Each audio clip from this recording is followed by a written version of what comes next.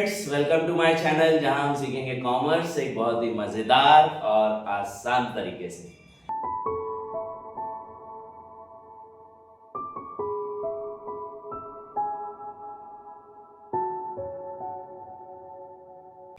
इस वाली वीडियो में मैं आपको कवर कराने वाला हूं एक बहुत इंपॉर्टेंट टॉपिक जो आपके 12th क्लास के इकोनॉमिक्स में लगभग 6 मार्क्स का आ सकता है, which is balance of payment.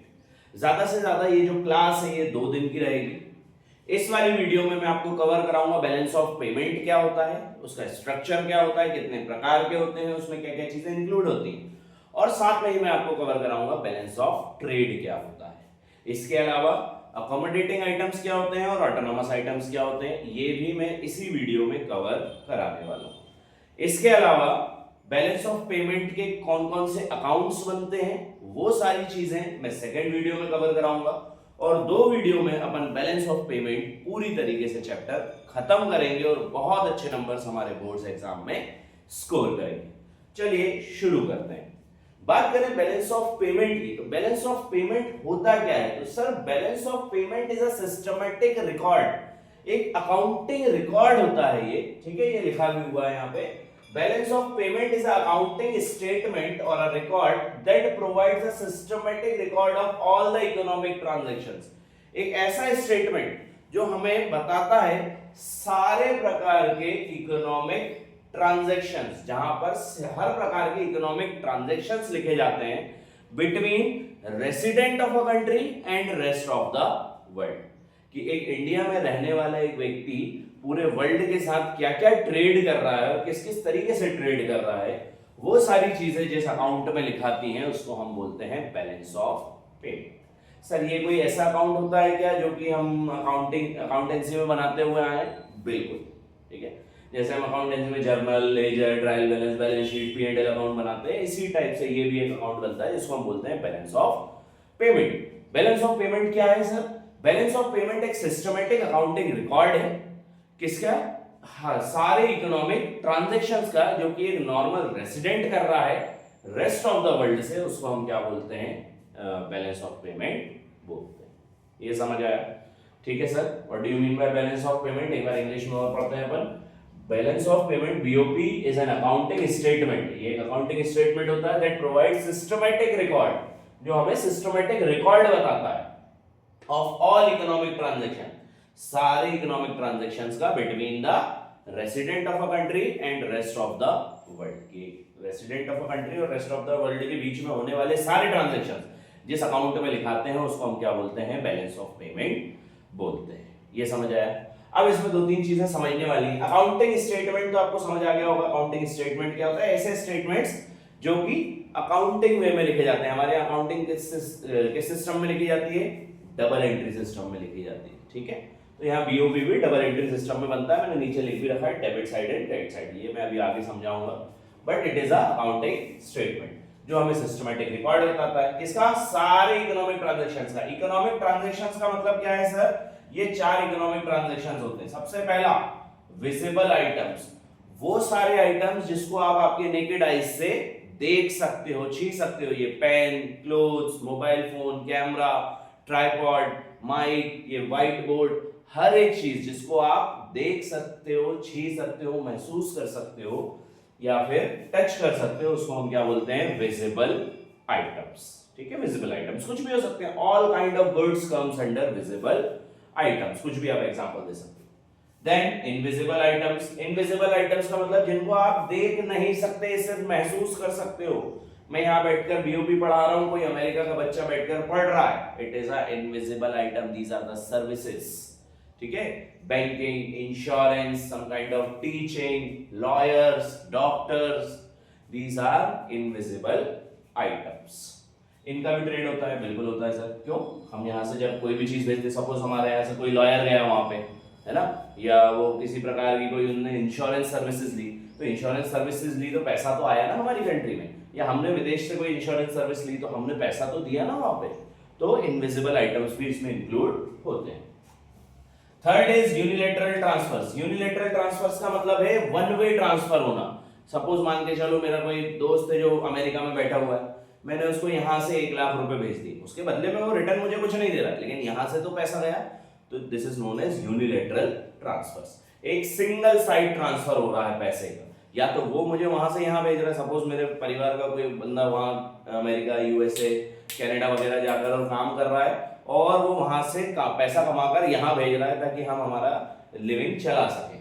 तो इस वजह जब वो वहां से पैसा भेजेगा, that is considered as unilateral transfer, क्योंकि हम उसको रिटर्न में कुछ नहीं दे रहे हैं, ठीक है। हाँ, मैं वो वहां से पैसा भेज रहा होता और मैं यहाँ से उसको गुड्स भेज रहा होता, इट इज बायलैटरल ट्रांसफर्स, ठीक है।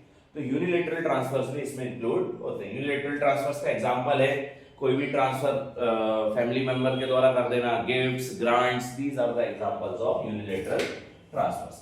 And fourth one is capital transfer. Capital transfer का मतलब है मैंने विदेश में कोई जमीन खरीद ली, मैंने विदेश में कोई इन्वेस्टमेंट कर दी, मैंने विदेश में कोई बिल्डिंग खरीद ली, प्लांट खरीद लिया, मशीनरी खरीद ली, है ना, या बाहर के किसी बंदे ने हमारे इंडिया में आकर कोई बिल्डिंग खरीद ली, प्लांट खरीद लिया, मशीनरी खरीद ली, इन तरीकों की चीजें खरीद ली, that is known as capital transfer. यहाँ पर पैसा ट्रांसफर हो रहा है, कैपिटल ट्रांसफर हो रहा है और असेट्स खरीदी जा रही है, या तो आप असेट्स खरीद रहे हो या फिर आप असेट्स बेच रहे हो, उसको हम बोलेंगे कैपिटल ट्रांसफर। तो 4 प्रकार के इकोनॉमिक ट्रांजैक्शंस होते हैं, visible items, invisible items, unilateral transfers and capital transfers. Visible items क्या होते हैं? वो सारे आइटम जिनको आप नेकेड आईज से देख सकते हो, विजिबल आइटम्स। जिनको आप नहीं देख सकते, इनविजिबल आइटम्स। सिंगल फ्लो में ट्रांसफर हो रहा है, यूनिलैटरल ट्रांसफर। और अगर आप कोई असेट्स खरीद या बेच रहे हो, कैपिटल ट्रांसफर। तो all kind of economic transactions between resident of a country, एक बंदा जो कि कंट्री में रह रहा है, plus and rest of the world, पूरे वर्ल्ड के साथ। इसको हम बोलते हैं बैलेंस ऑफ पेमेंट। समझ आया बैलेंस ऑफ पेमेंट? उसके कंपोनेंट समझ आए कौन कौन से 4 कंपोनेंट्स है? बहुत अच्छे से आगे बढ़े। Next topic is structure of BOP. BOP का स्ट्रक्चर क्या होता है? बीओपी हम यूज करते हैं इन डबल एंट्री सिस्टम।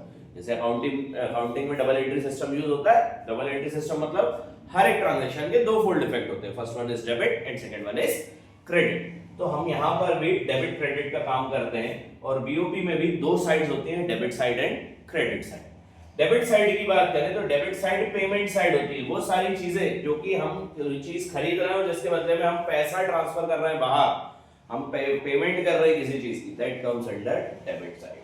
और बाहर से कोई चीज या बाहर से कोई पैसा हमें मिल रहा है, that is known as receipt side या फिर क्रेडिट साइड। ठीक है, तो 2 साइड होते हैं। पेमेंट साइड को हम क्या बोलते हैं? डेबिट। और रिसीविंग साइड को हम क्या बोलते हैं? या फिर रिसिप्ट साइड को हम क्या बोलते हैं? Credit side. तो अगर पैसा आएगा कंट्री के अंदर तो वो लिखाएगा क्रेडिट साइड, और पैसा अगर बाहर जाएगा कंट्री से तो वो लिखाएगा डेबिट साइड। ठीक है, अब बीओपी होते कितने प्रकार के हैं? सर बीओपी 3 प्रकार के होते हैं। Balanced BOP. बैलेंस्ड बीओपी का मतलब है जितने एक्सपोर्ट्स हैं उतने ही इंपोर्ट्स हुए, that is known as balanced BOP. Surplus BOP, exports ज्यादा है इंपोर्ट्स से, that is known as surplus BOP. पैसा ज्यादा आ रहा है और जा कम रहा है, हम एक्सपोर्ट ज्यादा कर रहे हैं, इंपोर्ट कम कर रहे हैं। डेफिशिएंट बीओपी, जहां पर एक्सपोर्ट्स कम हो रहे हैं और इंपोर्ट्स ज्यादा हो रहे हैं, that is known as deficient BOP या घाटे का balance of payment. Balanced balance of payment का मतलब है जहां पर एक्सपोर्ट और इंपोर्ट बराबर है। अगर मैं सरप्लस की बात करूं तो मैं एक्सपोर्ट ज्यादा कर रहा हूं, मतलब मेरी कंट्री में पैसा ज्यादा आ रहा होगा और कंट्री के बाहर पैसा कम जा रहा होगा, सरप्लस बीओपी। और इसका ही जस्ट उल्टा हो जाए तो डेफिशिएंट बीओपी, कि मैं पैसा ज्यादा बाहर भेज रहा हूं और मेरी कंट्री में आ कम रहा है, that is known as deficient BOP. India deficient BOP पर काम करता है। ठीक है, हम लोग इंपोर्ट ज्यादा करते हैं, एक्सपोर्ट्स कम करते हैं। ये था पूरा टॉपिक, बैलेंस ऑफ पेमेंट होता क्या। अच्छे से समझ आया ये? नेक्स्ट टॉपिक पढ़ें। Next topic is balance of trade. Balance of trade क्या होता है? बैलेंस ऑफ ट्रेड एक तरीके से आप बोल सकते हो बैलेंस ऑफ पेमेंट का ही एक छोटा सा हिस्सा, जहां पर सिर्फ आप विजिबल आइटम्स जिस अकाउंट में आप लिखते हो उसको बोला जाता है बैलेंस ऑफ ट्रेड। जहां पर चारों आइटम्स लिखा रहे हैं बैलेंस ऑफ पेमेंट, यहां पर सिर्फ विजिबल आइटम्स लिखा रहे हैं balance of trade. Difference between the amount of import and export of all visible items. Difference between the amount of import and export. Import export के बीच में जो डिफरेंस आता है किन चीजों का? सारे विजिबल आइटम्स का, उसको हम क्या बोलते हैं? बैलेंस ऑफ ट्रेड बोलते हैं सर। ठीक है, बैलेंस ऑफ ट्रेड भी सरप्लस और डेफिशिएंट में हो सकता है, ऑफ कोर्स सी बात है। वही सेम प्रकार, अगर एक्सपोर्ट ज्यादा हो रहा है, इंपोर्ट कम हो रहा है तो surplus balance of trade, export कम हो रहा है और इंपोर्ट ज्यादा हो रहा है तो डेफिशिएट बैलेंस ऑफ ट्रेड। तो बैलेंस ऑफ ट्रेड क्या होता है? बैलेंस ऑफ ट्रेड डिफरेंस होता है इंपोर्ट और एक्सपोर्ट के बीच का, जो कि एक नॉर्मल रेसिडेंट और रेस्ट ऑफ द वर्ल्ड के बीच में होता है। किन चीजों का? विजिबल आइटम्स का, सारे इकोनॉमिक ट्रांजैक्शंस का नहीं, सिर्फ विजिबल आइटम्स का, उसको हम बोलेंगे बैलेंस ऑफ ट्रेड। नेक्स्ट वाली स्लाइड में आपको आगे वाले टॉपिक्स। द नेक्स्ट टॉपिक जो हमें स्टार्ट करना है which is autonomous and accommodating items. Autonomous और अकोमोडेटिंग आइटम्स होते क्या है बैलेंस ऑफ पेमेंट के? Basically autonomous items are all those items which are carried for making profit और profit maximization के लिए जो भी ट्रांजैक्शंस किए जाते हैं between the resident of a country and rest of the world, इसको बोलते हैं ऑटोनॉमस आइटम्स। ठीक है, कोई कंपनी ने इन्वेस्ट कर दिया इंडिया में, हमारे इंडिया के किसी कई लोगों ने बाहर विदेश में इन्वेस्ट कर दिया, किसी ने कोई अपनी कंपनी बाहर खोल ली, बाहर की कंपनियों ने हमारे इंडिया में उनकी ब्रांचेस चालू कर ली, these are known as autonomous items. तो ऑटोनॉमस आइटम्स अगर हम देखें तो it refers to all those international economic transaction, हर प्रकार के international economic transactions which are take place due to some of the economic motive, जिनको टेक प्लेस किया जाता है इकोनॉमिक मोटिव के लिए। Basic economic motive is such as profit maximization. Profit maximization के लिए वो सारे ट्रांजैक्शंस जिनको किया जा रहा है between the resident of a country and rest of the world, इसको हम बोलते हैं ऑटोनॉमस आइटम्स। ठीक है, तो autonomous items refers to all those transactions जिनका मेजर मोटिव क्या होता है? प्रॉफिट कमाना या प्रॉफिट मैक्सिमाइज करना, उसको हम बोलते हैं ऑटोनॉमस आइटम्स।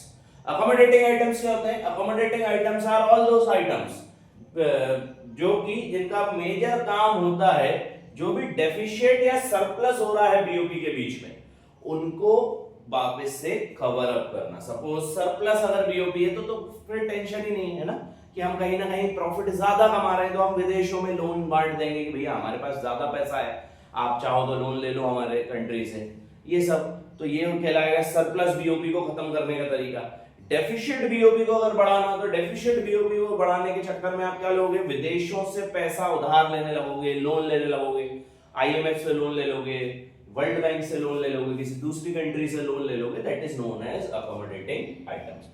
इनको बोला जाता है अबव द लाइन आइटम्स। ये अबव द लाइन आइटम्स होते हैं ऑटोनॉमस आइटम्स, इनको बोला जाता है बिलो द लाइन आइटम्स। ठीक है, अकोमोडेटिंग आइटम्स को बोला जाता है बिलो द लाइन आइटम्स। एक बार शॉर्ट में वापस से समझा रहा हूं ऑटोनॉमस और अकोमोडेटिंग आइटम्स होते क्या है। Autonomous items are all those transactions, ठीक है, हर प्रकार के ट्रांजैक्शन जो कि रेस्ट ऑफ द वर्ल्ड और रेसिडेंट ऑफ अ कंट्री के बीच में किए जाते हैं, जिनका मेजर पर्पस प्रॉफिट कमाना होता है, they are considered as autonomous items. Accommodating items क्या होते हैं? अकोमोडेटिंग आइटम्स वो सारे आइटम्स होते हैं जिनका मेजर पर्पस होता है जो भी डेफिशिएट या सरप्लस हो रहा है बैलेंस ऑफ पेमेंट में, उसको कवर अप करना। Suppose deficit balance of payment चला गया कि मैं सर एक्सपोर्ट्स कम कर रहा हूं और इंपोर्ट ज्यादा कर रहा हूं, इंपोर्ट ज्यादा कर रहा हूं तो मेरा पैसा बाहर ज्यादा जा रहा होगा, तो उसकी वजह से उस पैसा जो बाहर ज्यादा जा रहा है उसको कवर अप करने के लिए मैं क्या करूंगा? विदेशों से पैसा उधार ले लूंगा, या फिर आईएमएफ से उधार ले लूंगा, वर्ल्ड बैंक से उधार ले लूंगा, या किसी भी कंट्री से उधार पैसा ले लूंगा, वो कहलाएगा अकोमोडेटिंग आइटम्स। हर प्रकार के लोन्स, ग्रांट्स, है ना, ये सारे अकोमोडेटिंग आइटम्स। नॉर्मल ट्रांजैक्शन जो दो कंट्रीज के बीच में होते हैं जिनका मेजर पर्पस प्रॉफिट कमाना होता है, वो कहलाते हैं autonomous items, above the line items. और वो सारे जिनका मेजर काम होता है बीओपी को वापस से बैलेंस करना, वो सारे कहलाते हैं अकोमोडेटिंग आइटम्स या बिलो द लाइन आइटम्स। ठीक है, ये दो टॉपिक समझ आए, बहुत इंपॉर्टेंट टॉपिक है ये ऑटोनॉमस और अकोमोडेटिंग आइटम्स। कई बार ये आपको पूछ लेगा क्वेश्चंस में या आपके बोर्ड्स एग्जाम में कि ये एक आइटम दे रखा है, ये अकोमोडेटिंग है या ऑटोनॉमस आइटम है, बताओ, और इसका इफेक्ट हमारे बीओपी पे क्या पड़ेगा। तो आपको ध्यान रखना पड़ेगा कि जैसे सपोज उसने एग्जांपल दे दिया कि एक कंट्री ने आईएमएफ से लोन लिया है, तो इट इज ऑटोनॉमस आइटम और अकोमोडेटिंग आइटम। ऑफ कोर्स सी बात sir, it is accommodating item. उसका काम क्या है? वो लोन लेने का कि हमारे कहीं ना कहीं एक्सपोर्ट्स जो हैं वो कम हो गए होंगे इंपोर्ट से, इस वजह से उसको बैलेंस करने के लिए हमने वहां से लोन लिया है। इस टाइप से आपको वहां पे आंसर लिखकर आने पड़ेगी। ठीक है, एक और टॉपिक है इसमें, वैसे तो मैं वो टॉपिक अभी पढ़ा चुका हूं, व्हिच इज डेफिशिएट बीओपी क्या होता है। तो अगर इनके पॉइंट ऑफ व्यू से देखा जाए तो जितने भी ये जो इकोनॉमिक ट्रांजैक्शंस लिखे हुए हैं ना, अगर ये विदेशों के पॉइंट ऑफ व्यू से ज्यादा हो रहा है, मतलब हम लोग इंपोर्ट ज्यादा कर रहे हैं, एक्सपोर्ट्स कम कर रहे हैं, then that BOP, that balance of payment is known as deficit balance of payment. Deficit का मतलब होता है किसी भी चीज की कमी, डिसइक्विलिब्रियम, ठीक है। इक्विलिब्रियम कब होता है? जब इंपोर्ट और एक्सपोर्ट दोनों बराबर आ जाए, इक्विलिब्रियम लेवल। अब सर इंपोर्ट्स ज्यादा हो गए, एक्सपोर्ट्स कम हो गए, तो ये डिसइक्विलिब्रियम हो गया। और ये किस प्रकार का डिसइक्विलिब्रियम है? ये डेफिशिएट डिसइक्विलिब्रियम। तो डेफिशिएट बीओपी इसको बोला जाता है जब आप पेमेंट ज्यादा कर रहे हो बाहर और बाहर से पेमेंट आपको कम मिल रही है, that is known as deficient balance of payment. एक अलग से एक टॉपिक आपके बुक्स में नोट्स में दिया गया था, तो मैंने पढ़ा दिया, वैसे तो मैं ऑलरेडी इसको पढ़ा चुका था। That's it. ये जो चैप्टर है ये यहाँ पर ऑलमोस्ट खत्म पे है। एक टॉपिक और, दो टॉपिक्स और बचे हैं इसके, करेंट अकाउंट और कैपिटल अकाउंट क्या होते हैं बैलेंस ऑफ पेमेंट के, और उसके अंदर कौन कौन से ट्रांजैक्शंस आते हैं, वो मैं आपको एक नेक्स्ट वाली वीडियो में कवर कराऊंगा। बड़ा टॉपिक है वो, लगभग वो भी 15 मिनट का टॉपिक है, ये भी 15-17 मिनट की वीडियो हो चुकी होगी मेरे ख्याल से। यहाँ पर अपन बीओपी पूरी तरीके से कंप्लीट करेंगे, उसके बाद मैं फॉरेन एक्सचेंज रेट की एक वीडियो लेकर आऊंगा, और इसी टाइप से अपन लोग इकोनॉमिक्स का पेपर आने तक सारे टॉपिक्स के जल्दी जल्दी वन शॉट में रिवीजन कंप्लीट करेंगे। Till then please subscribe the channel, follow करो चैनल को, इस वीडियो को सब जगह फैला दो, अपने दोस्तों के पास, अपने जूनियर्स के पास, ताकि आपकी तरह उनको भी इस चीज का बेनिफिट मिल सके। Till then thank you so much guys and all the best for your exam.